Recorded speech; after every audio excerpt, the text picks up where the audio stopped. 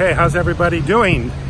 Actually, this evening, early evening, as compared to most of my videos that I make very late. So I'll make an early video and then I'll make a later video a little bit later on this evening. My name is Kent and channel is EOS San Diego, and I make videos about the EOS blockchain. And I want to talk a little bit more about this Securities and Exchange Commission decision because I'm reading more and more information about it. And I think this decision is very interesting. And the reason I think it's so interesting is because the number one reason I think it's interesting is because it came about so quickly. If anybody knows anything about the regulatory commission or commissions in the United States, like Securities and Exchange Commission and some of these others, they move very, very slowly. And for them to reach a decision in a year's time on whether EOS is a security or not was pretty amazing. And I find that very interesting because, like I say, I've been a stockbroker. I'm familiar with their decisions. I was a principal at a brokerage one time. We had to deal with Securities and Exchange Commission quite often, and I know they don't make quick decisions. And usually you get very frustrated with the time it takes for them to come up with some sort of decision. And usually it keeps you from doing whatever it is they don't want you to do, which is the reason why I want to make this video tonight, because I'll tell you one thing. Their decisions are based on two things. The number one thing is whether they want that, whatever it is that they're making a decision on, whether they want it to happen or not happen, whether they want to promote it or they want to stop it.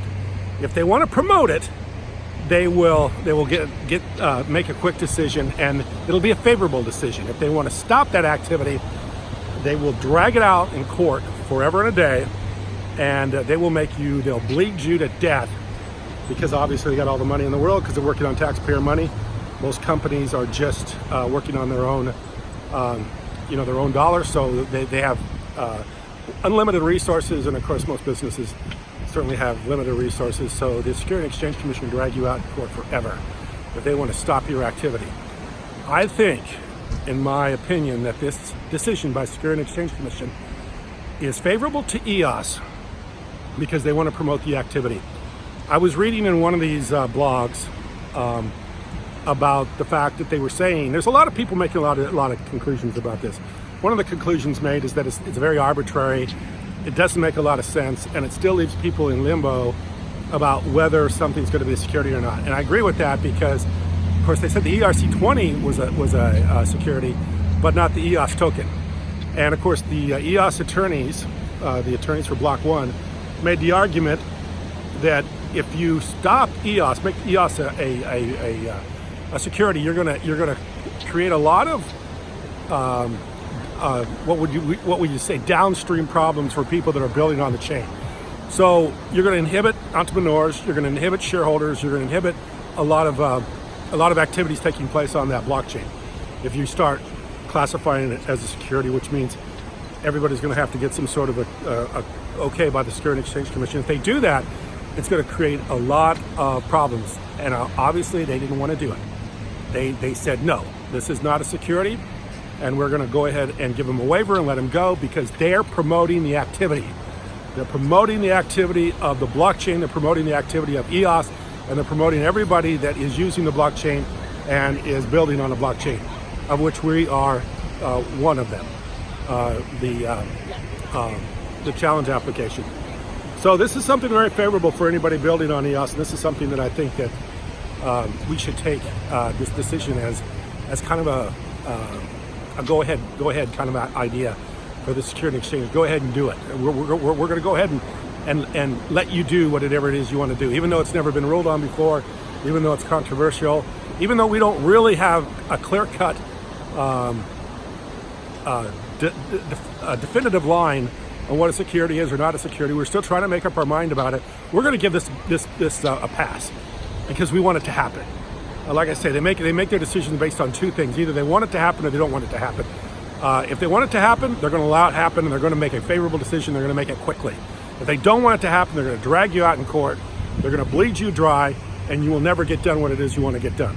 So this was a decision made quickly, and it was a decision that favored EOS, and it favored the blockchain, and it favors everybody that's building on a blockchain. And the government's going to let it go. So this is great news. This is great news. This is wonderful news. If you ever want to find a good time to invest in something I think this is a prime time. You got the EOS blockchain very low, prices way below, around $3 right now. You got one of the major hurdles crossed. You got people building on the chain, activity going on, and we got a crummy price, a lousy price. So I think this is a good time to get involved, and I think the Security Exchange Commission giving this a thumbs up and more or less sanctioning it, making it possible to continue to build without any kind of problems is a very, very favorable thing. So I'm excited, and I think this is a wonderful way for EOS to move forward. And also, a lot of people were saying, oh, it's just a lousy little fine. I got $24 million fine. That wasn't a big deal, blah, blah, blah. I guarantee you, they paid a lot more than $24 million to get this decision because they had to pay their attorneys.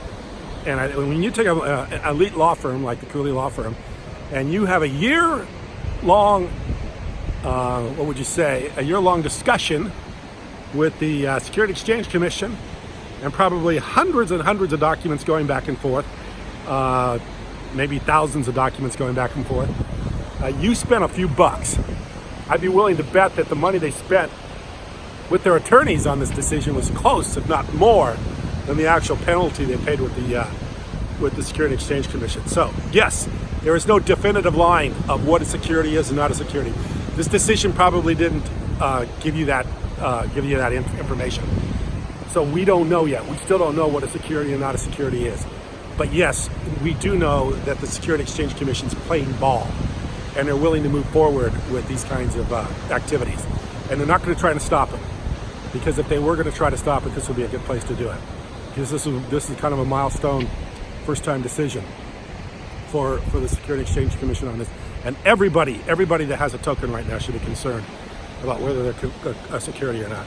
Because even though you try to do everything right, like EOS did, you block IP addresses in the United States, you do everything you possibly do, they're still going to come back and say that you didn't get the okay, you didn't get the authority to raise money here in the United States. Even though you try to exclude the United States, you still raised money in the United States, and we're going to stop you from doing that.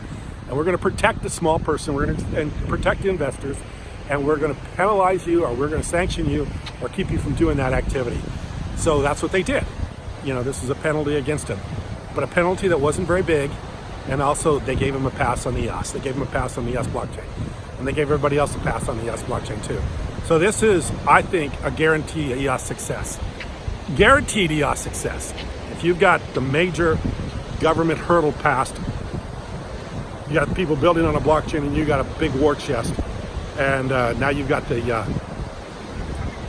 government more or less giving you the okay. I think the success for EOS is absolutely guaranteed, and we'll see a future EOS that will be much better, much bigger, and much brighter than the one that we have today. Simply because now we don't have the fear of government intervention. We don't have the fear of government coming in and telling us that we can't do this. That we're all going to have to get security. We're going to have to be cleared by the SEC and become non-securities before we can release tokens, create tokens, and build on the blockchain. So it's pretty exciting stuff. And like I say, there isn't a clear decision on whether security or not security is, but there is a clear decision on whether EOS is allowed to move forward, and they are. So I think this is very valuable. I appreciate you watching. Thank you very much.